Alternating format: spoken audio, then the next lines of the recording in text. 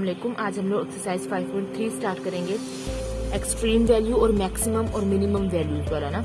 कैसे? अच्छा, ये मोस्ट इंपोर्टेंट क्वेश्चन है, 5 ईयर में लाजमी आता है, मतलब पेपर में लाजमी आता है इसका एक क्वेश्चन। तो अगर आप लोग ये वाला लाजमी करो, मतलब करना ही है किसी भी हाल में, तो ये वाला अगर आप लोग कर लेते हो तो आप लोगों के मतलब 4-5 नंबर तो पक्के है। तो सबसे पहले इसके स्टेप्स बता देते हैं, इसको आप लोगों ने करना कैसे।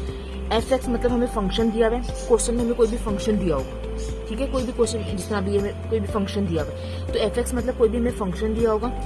इसका हमने सिंपल पहला स्टेप हमारे पास क्या होगा, इसका फर्स्ट और सेकंड डेरिवेटिव ले लेंगे। एफ एक्स को हम लोग इक्वेशन नंबर 1 का नाम देंगे, इसको हम इक्वेशन नंबर 2 का और इसको हम लोग इक्वेशन नंबर 3 का नाम देंगे, ठीक है। पहला स्टेप क्या होगा, सिंपल हमने एफ एक्स का फर्स्ट और सेकंड डेरिवेटिव ले लेना है ना। तो इक्वेशन नंबर 2 को मतलब सेकंड स्टेप तो सेकंड इक्वेशन को यूज करेंगे।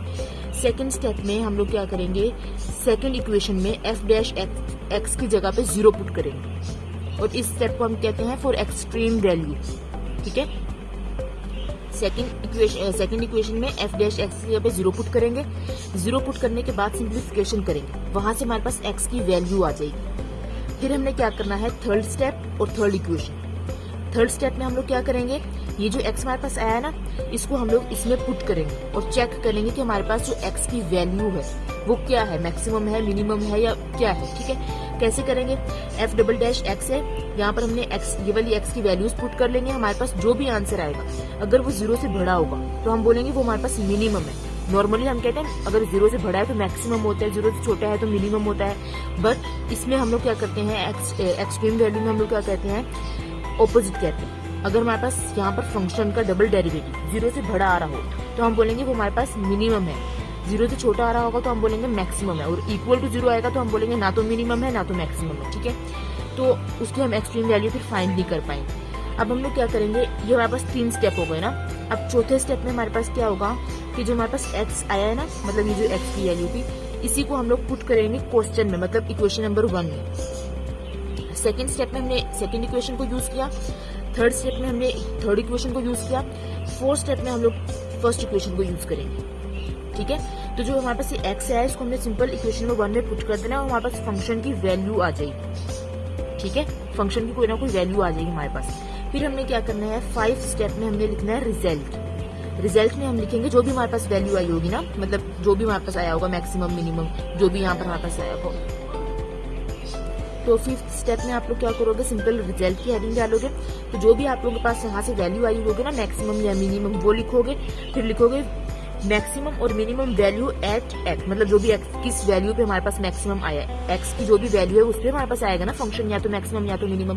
तो हम लिखेंगे maximum function at value x is equal to जो भी आया इज दिस मतलब हमारे पास इस वैल्यू पे जो फंक्शन हमारे पास आ रहा है वो लिख देंगे, सिंपल, ठीक है। अभी क्वेश्चन करेंगे तो समझ में आ जाएगा। तो ये 5 स्टेप है, आप लोगों को इसी स्टेप से करना है। सबसे पहले अब हम यहाँ पर देखें क्वेश्चन नंबर 1 कह रहे हैं, और ये सारे मैंने कोशिश किया कि 5 ईयर के क्वेश्चन उठाए हैं मैंने। तो क्वेश्चन नंबर 1 में हमें कह रहे हैं फाइंड मैक्सिमम और minimum value of function this. ये हमें फंक्शन दे दिया, हमें इसकी मैक्सिमम या मिनिमम जो भी इसकी वैल्यू आ रही है वो फाइंड करना है। सबसे पहले हमने क्या करना है, इसको मैंने क्या कहा था, इक्वेशन नंबर 1 कह देंगे, इसका फर्स्ट डेरिवेटिव लेंगे, इक्वेशन नंबर 2 कह देंगे, इसका सेकंड डेरिवेटिव लेंगे, इक्वेशन नंबर 3 कह देंगे। और मुझे लगता है कि अब तक तो डेरिवेटिव्स आप लोगों के पक्के हो जाने चाहिए कि हमने इतना ज्यादा डेरिवेटिव्स का पढ़ लिया। तो ये हमारे पास 3 इक्वेशन आ जाएंगे ना, ये हमारे पास पहला स्टेप हो गया। अब सेकंड स्टेप में हमने क्या करना है, सेकंड स्टेप में क्या करना था हमने, सेकंड इक्वेशन में second step second equation F dash x की जगह पे 0 पुट करना था, 0 पुट कर दिया। यहाँ से अब हमने 0 पुट जब कर दिया तो हमारे पास ये चीज बन गई। अब हमने इसको सिंप्लीफिकेशन करना है, फैक्टराइज हो रहा है, जो भी हो रहा है उसको सिंपल सोल्व करना है। तो हमारे पास यहाँ से एक्स की वैल्यूज आ जाएंगी, लाजमी नहीं है कि हमेशा 2 वैल्यूज हैं, एक भी आ सकती है। तो हमारे पास यहाँ पर एक्स की वैल्यूज आ जाएंगी। अब थर्ड स्टेप और थर्ड इक्वेशन, मतलब एक्स की वैल्यू को हम लोग पुट करेंगे इक्वेशन नंबर 3 में, मतलब डबल डेरिवेटिव जो हमने लिया था उसमें पुट करेंगे।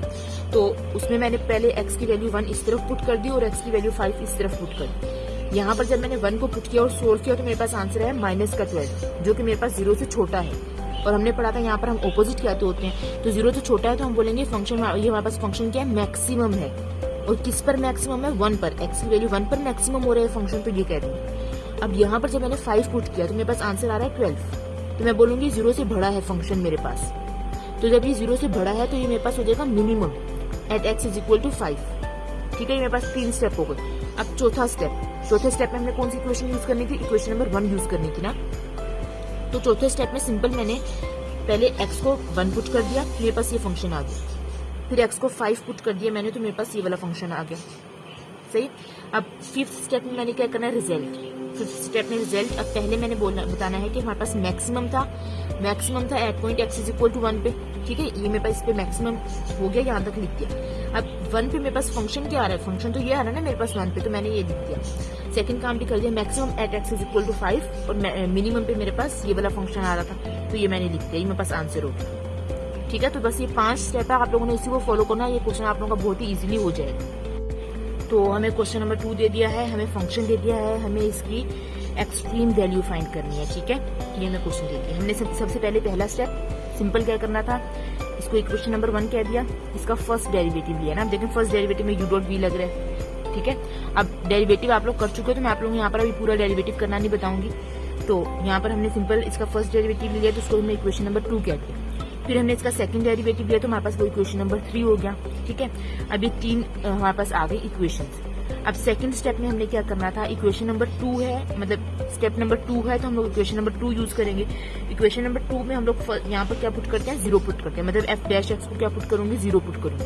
तो 0 पुट करने के बाद सिंपल सोल्व करूंगी, तो हमारे पास ex भी इज इक्वल टू 0 आ रहा है और ये पूरा भी इज इक्वल टू 0 आ रहा है। ठीक है, आप लोग चाहो तो ex मल्टीप्लाई हो रहा है, वहां जाकर डिवाइड करवा के 0 कर दो, तो ये खत्म हो जाएगा। ठीक है, इसको आप लोग करोगे सोल्व। कैसे सोल्व करोगे, ये चीज यहाँ पर प्लस हो जाएगी, उस तरफ जाकर माइनस हो जाएगी, मल्टीप्लाई इधर आके डिवाइड हो जाएगी।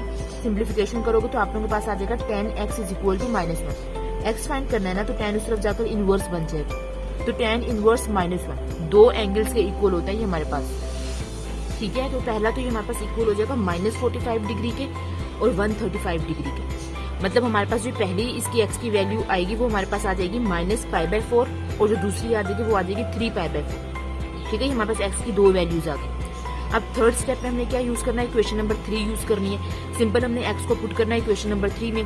तो पहले मैं x को पुट करूंगी, तो हमारे पास मतलब माइनस का π/4 से मैं पुट करूंगी, तो मैं इसको सोल्व कर लूंगी, मतलब e की पावर -π/4 कैलकुलेटर में डालूंगी। ये सब चीजें डालकर जब मैं इसको सोल्व करूंगी तो मेरे पास ये चीज आ गई, और ये मेरे पास क्या है, 0 से बड़ा है, तो मैं क्या बोलूंगी, मिनिमम है। किस वैल्यू पे मिनिमम था ये हमारे पास, -π/4 पे, तो हम लिख देंगे minimum at x is equal to -π/4। अब हम लोग इसकी दूसरी वैल्यू उठाएंगे और दूसरी वैल्यू को पुट करेंगे ना फंक्शन मतलब इक्वेशन नंबर 3 में। तो जब इसमें पुट करेंगे तो हमारे पास इसको भी जब हम पूरे को सोल्व कर लेंगे तो हमारे पास इसकी वैल्यू आ जाएगी -22.3 और ये 0 से छोटी है, तो हम लोग कह देंगे कि अगर हमारे पास जो फंक्शन है ये 0 से छोटा है, मतलब मैक्सिमम हो जाएगा, maximum at x is equal to 3π/4। ठीक है, हमारे पास 3 स्टेप हो गए। अब स्टेप नंबर 4 में हमने क्या करना था, सिंपल x की वैल्यू को हमने पुट करना था क्वेश्चन में, मतलब इक्वेशन नंबर 1 में। तो x को पहले मैं -π/4 को पुट करूंगी। पुट करने के बाद मैंने इसको क्या सोल्व किया, तो मेरे पास ये -π/4 पर ये मेरे पास फंक्शन आ गया ना, नेगेटिव का है। ठीक है, ये मेरे पास फंक्शन आ गया। अब जब मैं x की वैल्यू 3π/4 पुट करूंगी, अब आप लोग चाहो तो इसको प्रॉपर सोल्व भी कर सकते हो, मतलब पॉइंट्स में आंसर आएगा, कर सकते हो आप लोग, कोई मसला नहीं। अब जब 3π/4 को मैं पुट करूंगी तो मेरे पास जो फंक्शन आ जाएगा वो मेरे पास आ जाएगा ये। अब इधर हमें कहा गया है फाइंड एक्सट्रीम वैल्यू। यहाँ पर हमें क्या करना है, मैक्सिमम और मिनिमम वैल्यू नहीं फाइंड करनी। अगर हमें कहा जाए ना कि मैक्सिमम और मिनिमम वैल्यू फाइंड करें तो हम पूरे 5 स्टेप करते हैं, लेकिन अगर हमें कहा जाए सिर्फ एक्सट्रीम वैल्यू फाइंड करो, तो हमने पढ़ा था सेकंड स्टेप का नाम होता है ना एक्सट्रीम वैल्यू, तो हम सिर्फ सेकंड स्टेप तक ही करेंगे।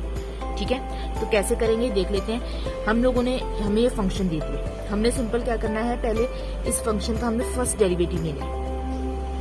एक्सट्रीम वैल्यू मतलब सिर्फ हमें एक्स फाइंड करना है, तो x फाइंड करने के लिए हमें यहाँ पर सिर्फ इसका फर्स्ट डेरिवेटिव यूज पड़ेगा ना, सिर्फ फर्स्ट डेरिवेटिव हमें इस्तेमाल में आएगा, बाकी तो सेकंड डेरिवेटिव का हमें इतना यूज नहीं पड़ेगा।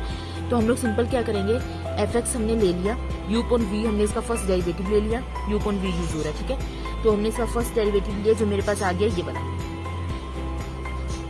ठीक है, ये मेरे पास इसका फर्स्ट डेरिवेटिव आ गया। अब मैंने क्या करना है, अगर ये तो हमारे पास फर्स्ट स्टेप हो गया ना, तो क्योंकि हमारे पास सेकंड डेरिवेटिव का इस्तेमाल नहीं होगा तो हम लोग सेकंड डेरिवेटिव फाइंड भी नहीं करेंगे। अब सेकंड स्टेप में हम क्या करते थे कि मतलब ये इक्वेशन नंबर 2 कह दूंगी ना मैं इसको।